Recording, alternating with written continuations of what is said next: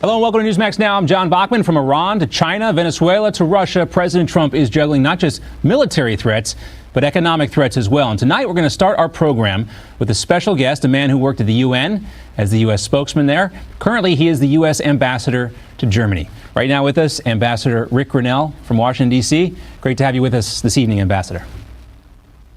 John, thanks for having me. Always a pleasure to talk to you. Glad we could catch you while you're in the nation's capital. What brings you to Washington, D.C.? Well, it's certainly not the lovely weather. Let me just say that. It's quite hot and sticky here. Look, the reality is that tomorrow at the White House, we're going to have some very serious discussions with the Germans. It's called the German-American Economic Dialogue. And what we're going to try to do is talk about all of the issues that we have on the table to try to get the trade deficit between Germany and the United States at a better balance. President Trump has made it clear that the $64 billion trade deficit that we have with the Germans is unacceptable. And so we're going to try to figure out how do we get past that. We also have a number of other issues. As you know, the U.S.-EU trade deal is on the table. Car tariffs have been talked about. We've got a lot of issues to try to work through, and we're going to try to be prudent and sit down and have a plethora of people at the table to really push through and talk about these issues. And just give us maybe one or two of you what you think are the best ways to kind of motivate Germany to be being a better partner when it comes to that trade deficit. Well, look, I do have to say that if there was a way, and there's not a way, but if there was a way just to have a German-American trade deal, we would be able to solve this. But unfortunately, it's got to go through Brussels. And so you've got to deal with all of the European Union when dealing with the U.S.-EU trade deal. And that's where it breaks down, because there are a number of countries in the EU that don't want to talk about certain issues, including agriculture. So one of the problems that we're having is that agriculture is a stumbling block for the EU. They still want to have protectionist policies. They don't want to take all of our ag and have an open and free market. They want to have protectionist markets. So that's unacceptable to President Trump. He's made it perfectly clear that everything has to be on the table. So we're going to have to use our leverage in other areas to try to force the issue of freer and fairer trade with the U.S. and the EU trade deal. We'll keep our eyes focused on that, see what comes of it. But, Rick, I want to shift focus to Iran while we have you here as well. This is a feeling that Iran may strike the U.S. This has been talked about, and some of our allies in the Middle East and the rest of Europe as well. Recently, Newsmax spoke with former Director of Central Intelligence James Woolsey, and here is what he told us. The main point is that they are likely to initiate, I think, some kind of hostile action, and we need to be ready to deal with them and to undercut their ability to use force. We shouldn't just sit here and twiddle our thumbs while they use force. Now, Rick, I know you've taken a very close look at these Iran sanctions. Are they working, and is the U.S. ready for maybe a potential retaliatory strike if Iran does do something incredibly provocative, even more than what we saw them do last week? Well, first of all, let's talk about the sanctions. And clearly the sanctions are working. President Trump has been very serious about making sure that the U.S. sanctions are abided by, and they are working. We're hearing that, for instance, Hezbollah fighters that are paid by the Iranian regime are either getting minimal payment or not getting paid at all. And so there's a real constriction going on in the Iranian economy. We just saw today that placed around Tehran are literally piggy banks where the people of Iran are asked to donate money because the government is really finding itself really for lack of funds. Now, the good news is those sanctions are working. The bad news is that means Iran is on the hunt for more money because this regime needs money to spread its terror. So what we're trying to do in Europe is really articulate to European governments that they're going to have to really crack down on Hezbollah. Hezbollah is looking for money. The Iranian regime is looking for money because the U.S. is squeezing them. We've been able to successfully get other countries to stop buying Iranian oil. That's another problem. So I think all in all, the sanctions are working. For how Iran is going to react, what we're hoping and what President Trump has made clear is that the Iranians will come back to the table and we can have a peaceful diplomatic solution. I'm a diplomat, so I try to always push the peaceful solutions. But the one thing that I really like working for President Trump, the reason I like working for President Trump is that he's made it perfectly clear that he wants a diplomatic solution, but he's also not afraid to protect the United States if need be. So as he's made very clear, it would be a huge mistake for Iran to try to start something with military action. The president has made it perfectly clear he wants a diplomatic solution. I'm confident we can find one and we can forge a solution if the Iranians will come back to the table. Our sanctions policy is designed to bring them back to the table, to bring the current regime to the table to start discussing some of these issues. We certainly have their pursuit of ballistic missiles, which is a big problem.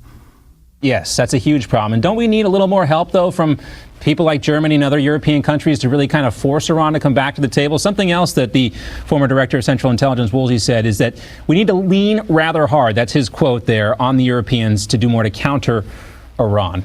Iran's president recently, Hassan Rouhani, laid down a 60-day deadline that unless the Iran deal signatories like Germany find a way around these U.S. sanctions, that Iran would start stockpiling uranium again. And there's an AP report out today, and I'm sure you've seen this, that says Iran has already quadrupled the production of enriched uranium, which, if it's not a violation of the deal right now, it would be very soon. So what is, Rick, the United States prepared to do? I know we want to take the diplomatic approach, but how do we convince Germany and other European nations that they too should walk away from the Iran deal?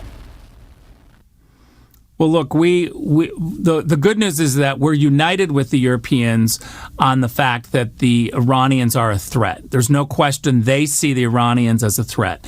What we disagree with the Europeans on is the tactic to kind of squeeze the Iranians and get them back to the table. The Europeans believe that the JCPOA, this Iran deal, is the best way forward. We don't. So we are locked in this conversation about how do we get the Europeans to understand that the JCPOA is not working. I think we're successful with the U.S. sanctions, but there's no question that they're trying to go around the sanctions, the Europeans, and we are pressuring them to abide by the U.S. sanctions, and we've got a number of other diplomatic pieces of leverage that we're using.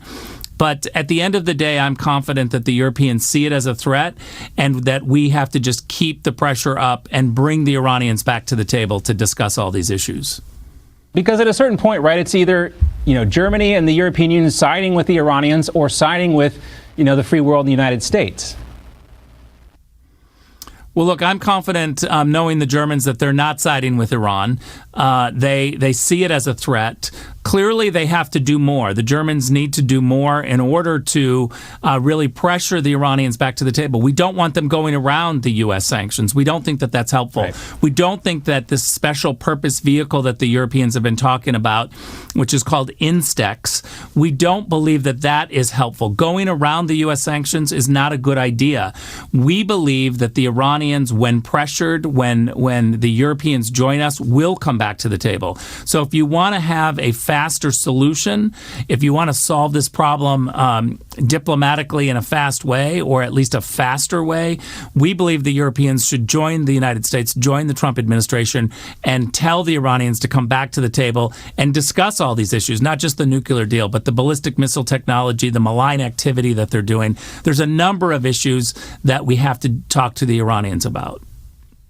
Let's talk about the controversial Nord Stream 2 pipeline, which would pump gas directly from Russia through the ocean to Germany. The project is owned and operated by Russian state petro company Gazprom. It's scheduled to be launched late this year, but there's been some delays. President Trump, of course, is strongly opposed to this pipeline and has threatened Germany with sanctions. Of course, this pipeline would also help Putin because it has a more direct route to sell Russian gas to Europe without having to go all the way through the Ukraine.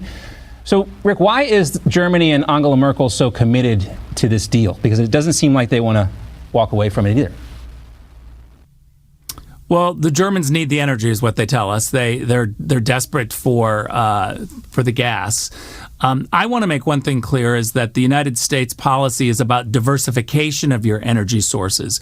We are not opposed to some Russian gas for the Germans. Matter of fact, the Nord Stream 1 pipeline, we are not opposed to. What we are opposed to is an over-reliance on Russia at a time when the Russians have demonstrated that they really are bad actors, that they've shot down a passenger jet. They've used chemical weapons on their enemies in the UK. They've interfered in elections. There's been a variety of issues that Putin and the Russians have shown us that they are up to no good. And so what we have to be able to do is stand with the other 16 European countries who have said that this Nord Stream 2 pipeline is not a good idea. The United States policy is to really band together with the other Europeans who are telling the German government this is not a good idea to pursue Nord Stream 2. I think that we've got the European Parliament focused on trying to delay Nord Stream 2, and our diplomacy just has to keep pressuring the Germans to understand that now is not a good time to have an over-reliance on Russian gas. All right, slow and steady pressure, like water, can sometimes have an effect. All right, Ambassador Grenell, reports this year said Germany may miss, this is from earlier this year, Germany may miss its already low NATO spending target. This, of course, has been an important issue for Donald Trump. He's gotten a lot of countries to raise their contributions to NATO. But can you tell us, is Germany living up to their responsibility when it comes to NATO? They are not meeting the commitment of 2% by 2024. That is a NATO commitment. That's, President Trump is enforcing and pushing and trying to tell countries that they should abide by the NATO commitments. This is, if you want to be a good member of NATO, you need to be able to abide by the commitments made in 2014 that said every country should spend 2% of their GDP by 2024 on defense-related issues. And so we're really pushing the Germans. As the largest economy in Europe, they have a responsibility to meet the NATO commitments. So we're trying, we are pushing.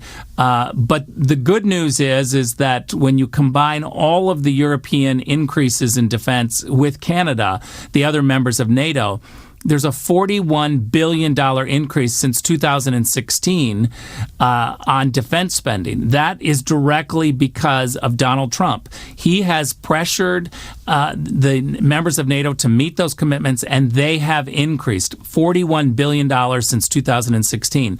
By 2020, there's going to be $100 billion. That's the commitment from NATO members. So if you really look at what's been happening in the Trump administration, by 2020, there's going to be $100 billion from NATO members going into defense spending. That sends a very clear message to Russia that NATO is funded and going to push back on their malign activity as much as possible. So it's good news. And a message to a lot of people who say that Donald Trump's been very friendly to Russia, because this is not friendly. They're not going to like the consequences of this. All right, Ambassador, before we let you go, I know you got to run. You returned $8 million from your office's budget in Germany for the U.S. ambassadorship. Now, why was it so important for you to do that? Well, look, I think about my mom and the fixed income that she's on, and I look at spending that comes across my desk, and I think, is this worth it? I want to make one thing clear. We have a big budget in Germany, and I have a responsibility to make sure that certain things are done. So while I'm looking at and I'm unafraid to spend where we need it, I also am looking with a critical eye. And as you said, last year we saved $8 million. I've requested zero budget increases for the next couple of years. I want to try try to get our embassy to really think about strategically how do we work within the means that we have and not just automatically default to asking for more money.